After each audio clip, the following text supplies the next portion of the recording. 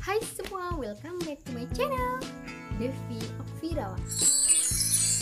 Nah guys, jadi di video kali ini aku mau bikin tutorial rok lilit tapi menggunakan kain satin. Oke, karena masih dalam momen lebaran, jadi aku ucapin minal aidin wal faizin, mohon maaf lahir dan batin, tak kepala wal minkum semuanya. Maafin jika selama aku bikin konten itu banyak sekali kesalahan, tidak ingin aku sengaja ke kalian. Sebelum langsung ke videonya, buat teman-teman yang baru aja gabung, silahkan subscribe dulu. Bye.